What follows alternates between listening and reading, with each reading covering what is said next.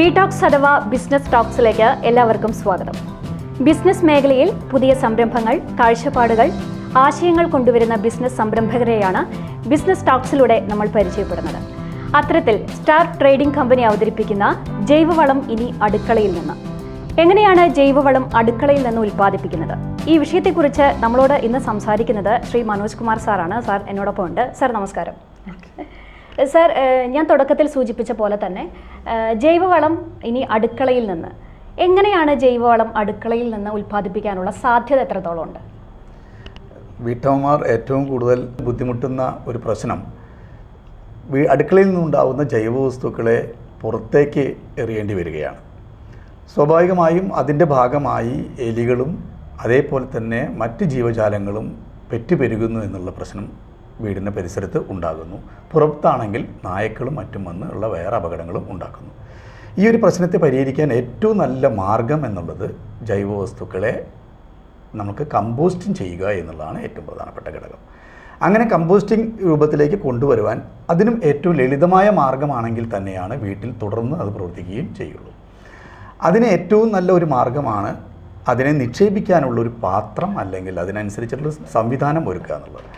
ആ സംവിധാനത്തിൻ്റെ ഒപ്പം വേഗത്തിൽ അതിനെ അഴുകി പ്രവർത്തനത്തിലേക്ക് കൊണ്ടുവരാൻ, നല്ലൊരു കമ്പോസ്റ്റാക്കി മാറ്റാൻ അതിൻ്റെ അകത്തേക്ക് ഇനോക്കുലം ചേർക്കുക എന്നുള്ളതാണ്.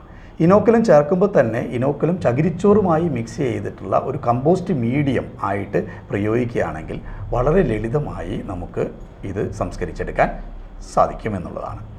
അതിനനുസരിച്ചിട്ടുള്ള ചില ഡിസൈനുകളാണ് നമുക്ക് ആവശ്യമായിട്ട് വരുന്നുള്ളൂ. അത് വീട്ടിൽ ഏറ്റവും എവിടെ വയ്ക്കാം, അതിൻ്റെ പ്രദേശത്ത് ഏറ്റവും ചുരുങ്ങിയ സ്ഥലമുള്ള വീടുകളായിരിക്കും. അപ്പോൾ അതിൻ്റെ സ്ഥലത്ത് പോലും ഒതുക്കി വയ്ക്കാൻ സാധിക്കുന്നതാണ്. അങ്ങനെ സംസ്കരിച്ചെടുക്കുന്ന വസ്തു നല്ല മൂല്യമുള്ള ഒരു വളമായി മാറുകയാണ്. കാരണം ഏത് ജൈവവസ്തുവും ഉണ്ടായി വരുന്നത് മണ്ണിലുള്ള വിവിധ പോഷകാംശങ്ങളെ വലിച്ചെടുത്ത്, മൂലകങ്ങളെ വലിച്ചെടുത്തുകൊണ്ടാണ്. നമ്മുടെ ആവശ്യം കഴിഞ്ഞ് ബാക്കി പുറന്തള്ളപ്പെടുന്ന ഈ വസ്തുവിൽ ഈ മൂലകങ്ങളെല്ലാം ഉണ്ട്. ഇതെല്ലാം വിഘടിപ്പിച്ച് കിട്ടുമ്പോൾ അത് തിരിച്ച് മണ്ണിലേക്ക് തന്നെ കൊടുക്കാൻ സാധിക്കുന്നത്, മറ്റ് സസ്യങ്ങൾക്ക് വലിച്ചെടുക്കാൻ സാധിക്കുന്ന ഒന്നാണ്. അതുകൊണ്ടാണ് മൂല്യാധിഷ്ഠിതമായ നല്ല ഒരു ഉൽപ്പന്നമാക്കി മാറ്റിയെടുക്കാൻ നമ്മുടെ അടുക്കള മാലിന്യം കൊണ്ട് സാധിക്കുമെന്നുള്ളത് പറയുന്നതിൻ്റെ കാരണം. അപ്പോൾ അടുക്കള മാലിന്യം നല്ല ജൈവവളമാക്കി മാറ്റിയെടുക്കാം. ഇതായിരിക്കണം ഇനി കേരളത്തിലെ മുഴുവൻ ജനതയും ആലോചിക്കേണ്ടത്. ഇപ്പോൾ സാർ നേരത്തെ സൂചിപ്പിച്ച പോലെ തന്നെ വീട്ടമ്മമാരാണ് ഏറ്റവും കൂടുതൽ മാലിന്യം കൊണ്ടുള്ള, കാരണം അവരാണ് ഏറ്റവും കൂടുതൽ അടുക്കളയിൽ നിന്ന് ജോലി ചെയ്യുന്നത്. അപ്പോൾ സാധാരണക്കാരായിട്ടുള്ള ഏതൊരു വീട്ടമ്മയ്ക്കും ഇത് വളരെ ലളിതമായി ചെയ്യാവുന്ന ഒരു പ്രൊസീജിയറാണോ? വളരെ ലളിതമാണ്. കാരണം നമ്മുടെ ഓരോ ദിവസവും ഉണ്ടാകുന്ന ജൈവവസ്തുക്കൾ, അത് പച്ചക്കറി അരിഞ്ഞതായിരിക്കാം, മത്സ്യ വേസ്റ്റ് ആയിരിക്കാം, അതേപോലെ തന്നെ ചോറിൻ്റെ ബാക്കിയായിരിക്കാം. കറികളുടെ വെള്ളം മാത്രമാണ് വേറൊരു പ്രശ്നമുള്ളൂ. പക്ഷേ അതും അതിൽ ചണ്ടിയും മറ്റും എടുത്ത് ഒരുമിച്ചെടുക്കാൻ പറ്റും. ഇത് നിക്ഷേപിക്കാനുള്ളൊരു പെട്ടെന്ന് അവർക്ക് വളരെ പെട്ടെന്ന് എലികളൊന്നും വരാത്ത രീതിയിൽ നിക്ഷേപിക്കാൻ പറ്റുന്ന നല്ലൊരു പാത്രം അനിവാര്യമാണ്. അതാണ് ആദ്യം വേണ്ടത്. രണ്ടാമത് എന്താ വെച്ചാൽ അത് അഴുകി വളമായി മാറാനുള്ള സമയം. ആ അഴുകിയ വെള്ളം ഒരിക്കലും എന്ത് ചെയ്യരുത്, മറ്റ് കിണറുകളിലേക്ക് ഒന്നും പോകരുത്. അവിടെയാണ് ആ പ്രോസസ്സിങ്ങിലെ ഏറ്റവും പ്രധാനപ്പെട്ട ഭാഗമായുള്ള കമ്പോസ്റ്റ് മീഡിയം എന്ന് പറയുന്നത്. അവിടെയാണ് ചകിരിച്ചോറിനും ഇനോക്കുലത്തിനുള്ള പ്രത്യേകത. അതിൽ ചേർക്കേണ്ടതാണ്. അപ്പോൾ ഈ ഇനോക്കുലം എന്ന് പറയുന്നത് ഒരു group of bacteria and fungus കൂടി അടങ്ങിയതാണ്. വളരെ വേഗത്തിൽ ഏത് ജൈവവസ്തുക്കളെയും ഈ മൈക്രോബുകളാണ് ഡിഗ്രേഡ് ചെയ്യുന്നത്. അങ്ങനെ വരുമ്പോൾ അതിൻ്റെ വേഗത വർദ്ധിക്കും. എന്നാൽ 90-100 ദിവസം കൊണ്ട് നടക്കേണ്ട പ്രക്രിയ 25-30 ദിവസം കൊണ്ട് ആ പ്രോസസ്സ് നടക്കും. ലീച്ച് ചെയ്തു വരുന്ന വെള്ളത്തെ അബ്സോർബ് ചെയ്യാൻ അതിൽ സാധിക്കും. ചില മീഡിയങ്ങളിൽ നമുക്ക് അടിഭാഗത്ത് കുറച്ച് മണ്ണ് കൂടി നിക്ഷേപിക്കുമ്പോൾ ആ മണ്ണിൽ ഇത് അബ്സോർബ് ചെയ്യും. അങ്ങനെ വരുമ്പോൾ നമുക്ക് ആ മണ്ണിനെ കൂടി കാർഷിക കാര്യങ്ങൾക്ക് വേണ്ടിയിട്ടോ വീട്ടുമുറ്റത്തുള്ള പൂച്ചെടികളായാലും പച്ചക്കറി കൃഷി ഉൽപ്പാദിപ്പിക്കാനും ഇത് സാധ്യമാണ്. അതുകൊണ്ടാണ് അടുക്കളയിലുള്ള മാലിന്യം സമ്പത്താണെന്ന് പറയുന്നത്. ഇത് സമ്പത്താക്കി മാറ്റുക എന്നുള്ളതാണ് ഏറ്റവും വലിയ പ്രത്യേകത.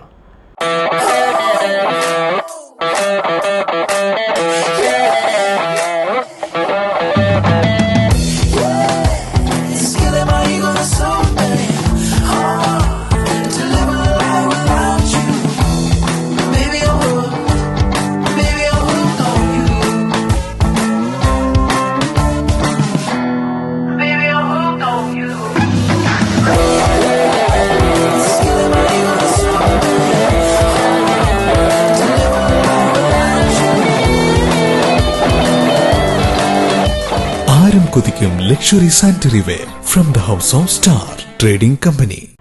അതുപോലെ സാർ നേരത്തെ പറഞ്ഞ പോലെ തന്നെ ഇതിൻ്റെ ആവശ്യകത ഇന്ന് എത്രത്തോളമുണ്ട്? ഇന്ന് കേരളത്തെ അപേക്ഷിച്ച് വളരെ തിങ്ങിപ്പാർക്കുന്ന സ്ഥലങ്ങളാണ്. കാരണം ഏറ്റവും കൂടുതൽ പോപ്പുലേഷൻ ഡെൻസിറ്റി കൂടുതലാണ്. ഗ്രാമങ്ങളൊന്നും ഇനി പറയാനില്ലാത്ത ഒരവസ്ഥയിലേക്ക് എത്തിയിരിക്കും. കാരണം 56-60% അർബണൈസേഷൻ നടന്നു കഴിഞ്ഞു. ഇനിയും അർബണൈസേഷൻ അതിവേഗത്തിൽ നടന്നുകൊണ്ടേയിരിക്കുകയാണ്. അങ്ങനെ വരുമ്പോൾ പുറന്തള്ളപ്പെടുന്ന ജൈവ അജൈവ വസ്തുക്കൾ തിങ്ങി നിറയാനുള്ള സാധ്യതയുണ്ട്. അതുകൊണ്ട് തന്നെയാണ് മുൻകൂട്ടി നമ്മൾ കണ്ടുകൊണ്ട് ജൈവ വസ്തുക്കളെ സംസ്കരിക്കാനുള്ള ഒരു സംവിധാനം എത്രത്തോളം ഓരോ സോഴ്സിലും സാധ്യമാണ്. കേരളത്തിൽ സെൻട്രലൈസ് ചെയ്തിട്ടുള്ള വലിയ പ്ലാന്റുകൾ ഉണ്ടാക്കാൻ സാധ്യമല്ല. കാരണം സ്പേസ് കുറവാണ്. അപ്പോൾ എന്ത് ചെയ്യണം? ഡീസെൻട്രലൈസ് ചെയ്യണം. അപ്പോൾ ഡീസെൻട്രലൈസ് ചെയ്ത് ഓരോ ചെറിയ ചെറിയ ഇടങ്ങളിലും അത് സംസ്കരിച്ചെടുക്കുക എന്നുള്ളതാണ്. അപ്പോൾ ഒരു വീട്ടിൽ ഒരു ദിവസം പരമാവധി 4 പേരുള്ള ഒരു വീട്ടിലാണെങ്കിൽ പരമാവധി 1 കിലോയുടെ അടുത്താണ് ഈ ജൈവ മാലിന്യം അടുക്കളയിൽ നിന്ന് ഉണ്ടാകുന്നത്. അത് സംസ്കരിച്ചെടുക്കാൻ വളരെ ചെറിയ ഒരു സംവിധാനം മാത്രമേ ആവശ്യമുള്ളൂ. സംസ്കരിച്ചെടുത്ത ഇത്രയും മൂല്യമുള്ള വസ്തു അവർക്ക് വേണമെങ്കിൽ ഉപയോഗിക്കാം, കാർഷിക ആവശ്യങ്ങൾക്ക് ഉപയോഗിക്കാം. അത് ചിലപ്പോൾ ഫ്ലാറ്റുകളും മറ്റുമാണ്, അല്ലെങ്കിൽ അതുപോലെ തന്നെ ചെറിയ വില്ലകളാണ്, അവിടെ അത്ര സൗകര്യങ്ങളില്ല. അവരുടെ ആവശ്യം കഴിഞ്ഞ് ബാക്കിയുണ്ട്. അപ്പോൾ ആ ജൈവ വളത്തെ വാങ്ങാൻ ഇന്ന് ആൾക്കാരുണ്ട്. കാരണം മണ്ണിൽ പണിയെടുക്കുന്നവരുണ്ട്. അപ്പുറത്ത് കാർഷിക പൂച്ചെടികളും മറ്റും വിപണനം നടത്തുന്ന ഇടങ്ങളുണ്ട്. അവർക്കെല്ലാം ചെറുകിട നാമമാത്ര കർഷകർക്ക് പോലും വില കുറഞ്ഞ് ജൈവവളം കിട്ടുക എന്നുള്ളത് ഒരു പ്രധാനപ്പെട്ട ഘടകമാണ്. അപ്പോൾ യഥാർത്ഥമായിട്ട് ഉൽപ്പാദന മേഖലയെ സംരക്ഷിക്കാൻ പോലും എന്തുകൊണ്ട് സാധിക്കും? ഒരു വീട്ടമ്മയിൽ നിന്ന് വീട്ടമ്മയുടെ പ്രവർത്തനം എത്രത്തോളം ശാസ്ത്രീയമാക്കുന്നുവോ അതിനനുസരിച്ച് നമുക്ക് കാർഷിക ഉൽപ്പാദന മേഖലയെ പോലും വികസിപ്പിക്കാൻ സാധിക്കും. അത്തരത്തിലുള്ളൊരു കാഴ്ചപ്പാടാണ് ശരിക്കും ഉണ്ടായി വരേണ്ടത്. അതാണ് ഉറവിടത്തിൽ തന്നെ സംസ്കരണം സാധ്യമാണ് എന്ന് പറയുന്നത്. അത് എത്രത്തോളം ലളിതമാകുന്നുവോ അത്രത്തോളമാണ് അതിൽ ആൾക്കാർ ഏറ്റവും കൂടുതൽ സഹകരിക്കുകയും ചെയ്യുക. എന്നാൽ അത്തരം പാത്രങ്ങളോ അതിനുവേണ്ടി ഉപയോഗിക്കുന്നതോ നമുക്ക് ചെയ്യുന്ന സ്ഥലങ്ങൾ ബ്യൂട്ടിയാക്കി നിർത്താനും സാധിക്കണം. അപ്പോൾ പലപ്പോഴും നമുക്ക് ചെടിത്തോട്ടങ്ങളുടെ അകത്ത്, നല്ല ഭംഗിയുള്ള ചെടിത്തോട്ടത്തിൻ്റെ അകത്ത് തന്നെ ചില തരത്തിലുള്ള ഡിസൈൻ ചെയ്ത് വയ്ക്കാൻ പറ്റും. അങ്ങനെ വരുമ്പോൾ ആകർഷണമായി തിരിച്ചെന്തല്ല അതൊരു മാലിന്യ സംസ്കരണ സംവിധാനമാണെന്ന് ആർക്കും തോന്നുന്നില്ല. അപ്പോൾ മുറ്റത്ത് കുറച്ച് ചെടികളുള്ളതിൻ്റെ അകത്തും അതിനെ ഡിസൈൻ ചെയ്യാൻ സാധിക്കും. അത്തരത്തിലുള്ള ഒരു കാഴ്ചപ്പാട് ഇതിൻ്റെ അകത്ത് ഉണ്ടായി വരണം. അങ്ങനെ പല ആൾക്കാരിൽ നിന്നും അത്തരത്തിലുള്ള രൂപങ്ങൾ ഉണ്ടായി വരുന്നുണ്ട്. അതായിരിക്കും ചിലപ്പോൾ കേരളത്തിൻ്റെ ഇനി മുന്നോട്ടുള്ള പോക്കിന്, മാലിന്യ വിമുക്തമായ ഒരു കേരളത്തിന് ഏറ്റവും കൂടുതൽ സാധ്യമായ ഒന്ന്.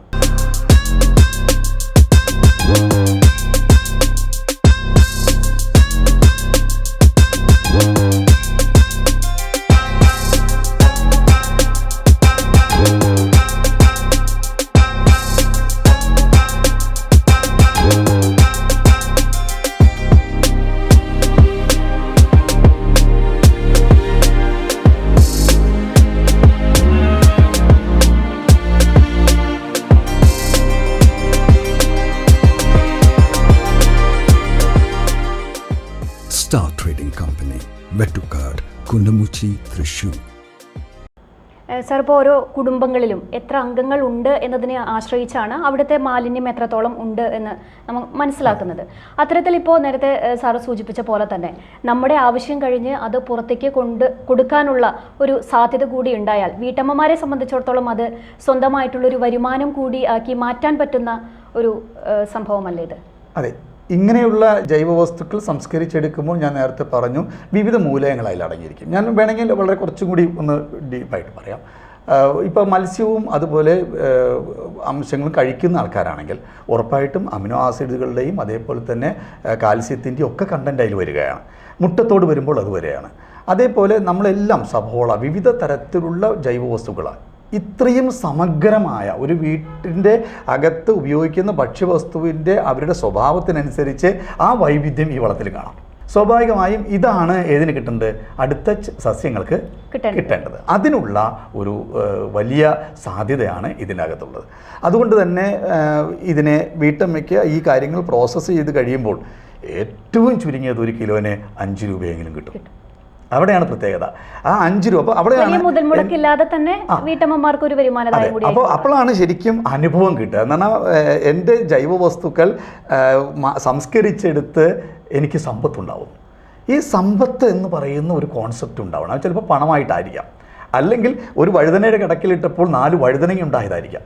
ആ സമ്പത്തായിട്ട് മാറ്റുക എന്നുള്ളത് തന്നെയാണ് ഏറ്റവും ശാശ്വതമായ പരിഹാരം. ഒപ്പം തന്നെ ഇത് ചെറിയൊരു ഭാഗമല്ല, കാരണം ഓർഗാനിക് കാർബൺ കണ്ടൻറ്റ് വളരെ കൂടുതലായിരിക്കും.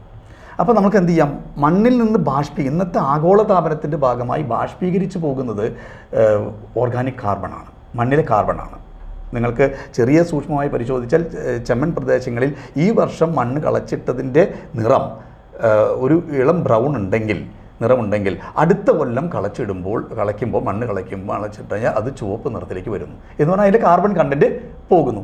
അപ്പോൾ അത്തരത്തിൽ അതിതാപനം കൊണ്ട് തന്നെ ബാഷ്പീകരിച്ച് പോകുന്ന ഒന്നാണ്. എന്നാൽ മണ്ണിലെ ജീവാണുക്കൾക്ക് നിലനിൽക്കാനും സസ്യങ്ങൾക്ക് വളരാനും അതുപോലെ തന്നെ ശുദ്ധജല സംരക്ഷണത്തിനും ഏറ്റവും മണ്ണിൽ അടങ്ങേണ്ട വസ്തു എന്ന് പറയുന്നത് ഓർഗാനിക് കാർബണാണ്. അത് നമുക്ക് ഏതിൽ നിന്ന് കിട്ടും? ഈ വീടിൻ്റെ അടുക്കളയിൽ നിന്ന് ഈ സംസ്കരിച്ചെടുത്ത അത്രയും കുറച്ചേ ഉള്ളൂവെങ്കിലും അത് മണ്ണിലേക്ക് കൊടുക്കുക എന്നുള്ളത് ഇന്നത്തെ ഏറ്റവും പ്രധാനപ്പെട്ട ആവശ്യമാണ്. അതുകൊണ്ടാണ് ഞാൻ മാലിന്യ സംസ്കരണത്തിൽ ഏറ്റവും പ്രാധാന്യം അർഹിക്കുന്നത് ഏതാണ്, നമ്മുടെ കമ്പോസ്റ്റിംഗ് രീതിയാണ്. ആ കമ്പോസ്റ്റിങ്ങിൽ തന്നെ മുഴുവൻ മൂലകങ്ങളെയും പിടിച്ചു നിർത്താനും അപ്പുറത്ത് ലീച്ച് ചെയ്ത് പ്രശ്നങ്ങൾ ഉണ്ടാവാതിരിക്കാനുള്ള സംവിധാനങ്ങൾ ഒരുക്കുക എന്നുള്ളത് പറയാൻ കാരണം ബയോഗ്യാസിന് അത്ര പ്രാധാന്യം നൽകാത്തതിൻ്റെ കാര്യം ഓർഗാനിക് കാർബൺ. അപ്പോൾ അത് കുറേയും കൂടി പ്രശ്നങ്ങളുണ്ട്. കാരണം അത് കൈകാര്യം ചെയ്യുമ്പോൾ അതിനെ എല്ലാ ദിവസവും പരിപാലിക്കുമ്പോൾ അതിനെയൊക്കെ സമയങ്ങളും ഇതിപ്പോൾ ഒരു ദിവസം ഒരു 10 ദിവസം വീട്ടിലില്ല എന്നുള്ളത് ഒരു പ്രശ്നമേ അല്ല. ആ സമയം ഒരു ബയോഗ്യാസ് പ്ലാന്റിനെ അപേക്ഷിച്ച് 10 ദിവസം വീട്ടിലില്ലെങ്കിൽ രണ്ടാമതും അതിലെ ബാക്ടീരിയ റീജനറേറ്റ് ചെയ്യാൻ വേണ്ടിയിട്ടുള്ള പ്രോസസ്സ് അഡീഷണൽ ആയിട്ട് വേണ്ടി വരും. അത് ഒരിക്കലും ഏതിൽ വേണ്ടി വരുന്നില്ല, ഈ കമ്പോസ്റ്റിംഗ് രീതിയിലില്ല. നമ്മൾ ഒരു മാസമില്ല, ഇതൊന്നും പ്രശ്നമല്ല. അതുവരെ ചെയ്തത് കമ്പോസ്റ്റിംഗ് ആയിട്ടുണ്ടാവും. ഇതാണ് അതിനെ ലളിതമായ രീതി അനുവർത്തിക്കുക എന്നുള്ളതാണ്. അത് ബ്യൂട്ടി ആയിട്ട് കൈകാര്യം ചെയ്യാനുള്ള സംവിധാനം വെച്ചാൽ ഇന്ന് കേരളത്തിലെ ഏതൊരാൾക്കും ബ്യൂട്ടി ഒരു പ്രധാനപ്പെട്ട ഭാഗമാണ്. അപ്പോൾ നമ്മുടെ ഒരു വീടിൻ്റെ അവിടെ എവിടെ വെക്കണം, എങ്ങനെ വെക്കണം എന്നുള്ള കാര്യങ്ങളൊക്കെ ചെയ്യാൻ പറ്റും. അത്തരത്തിൽ പല സംവിധാനങ്ങളും ഇന്ന് നിലവിലുണ്ട്. അത് ചെയ്യാൻ പലർക്കും സാധിക്കുന്നുണ്ട്. കാഴ്ചപ്പാട് അതിനനുസരിച്ച് വന്നിട്ടുണ്ട് എന്നുള്ളതാണ് ഏറ്റവും.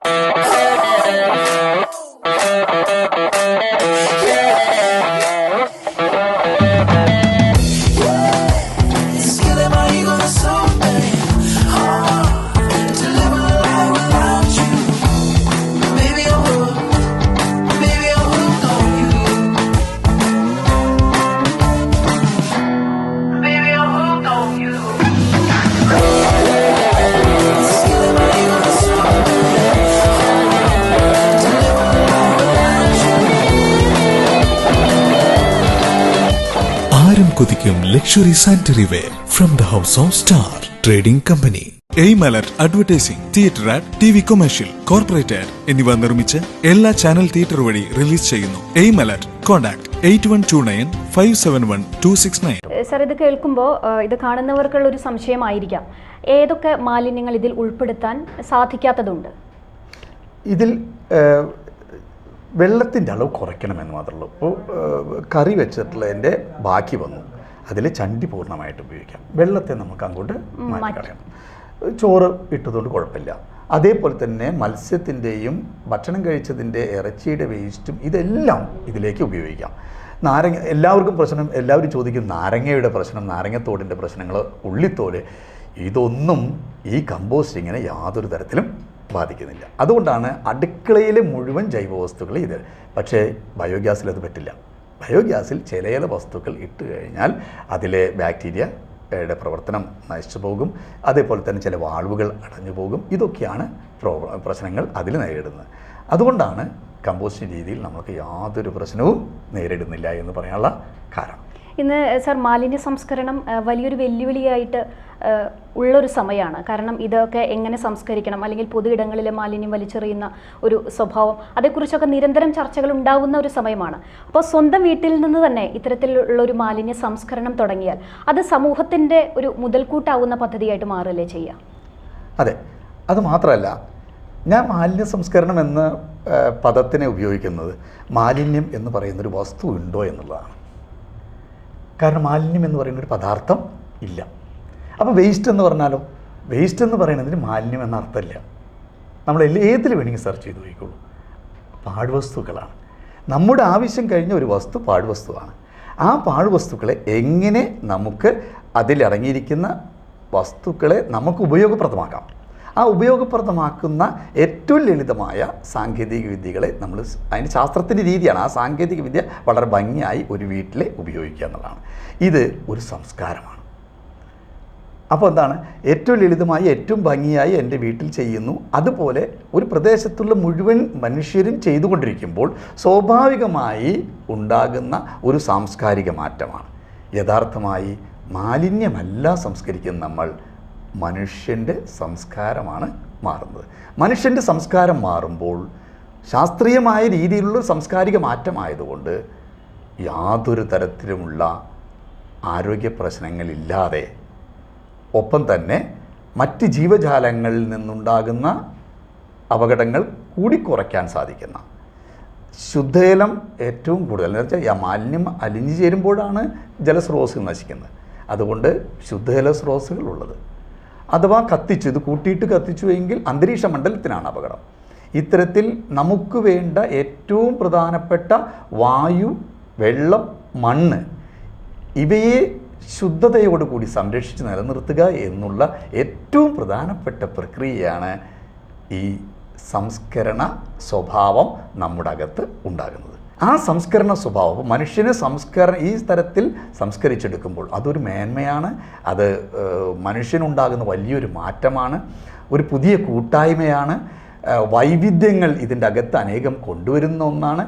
ഇതെല്ലാം നിലനിൽക്കുമ്പോഴാണ് യഥാർത്ഥമായി ഒരു പ്രദേശത്തെ കാത്തു സംരക്ഷിക്കാൻ സാധിക്കുക. ഈ ഭൂമിയിലെ ആഗോള താപനത്തിനൊരു മറുപടിയായിട്ട് നമുക്ക് പുതിയ ഒരു മാതൃക ഉണ്ടാക്കിയെടുക്കാൻ സാധിക്കുക. ഇതായിരിക്കും യഥാർത്ഥമായിട്ട് ഇങ്ങനെയുള്ള ഉപകരണങ്ങൾ കൂടെ ജനങ്ങളെ കൃത്യമായി ബോധിപ്പിച്ച് പ്രയോഗിക്കുമ്പോൾ ഉണ്ടാകുന്നത്.